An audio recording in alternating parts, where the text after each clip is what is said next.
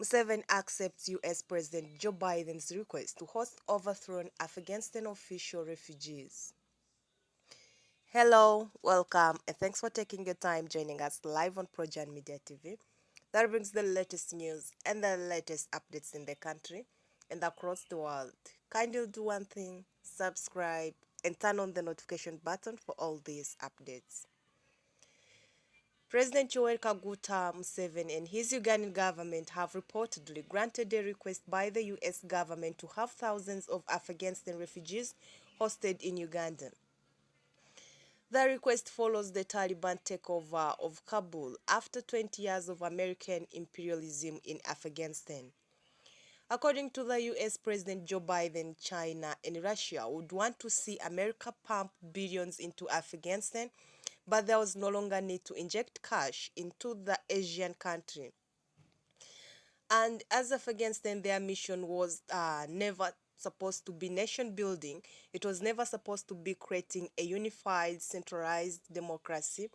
Their only vital national interest in Afghanistan remains that today what has always been, preventing a terrorist attack on American homeland, as Joe Biden said in his address.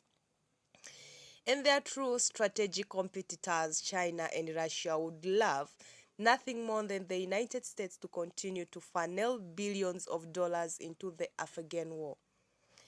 After the US and NATO occupational forces failed to defeat the Taliban, a refugee crisis unfolded, catching the world by surprise, and this prompted Biden to ask Museveni to host at least 2,000 refugees from Afghanistan.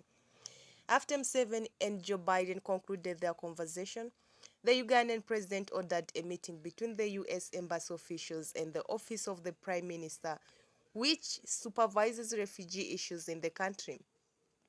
And going into Monday night, the meeting resolved that the first batch of Afghan refugees, about 500 in number, to be allowed into the country in a few days.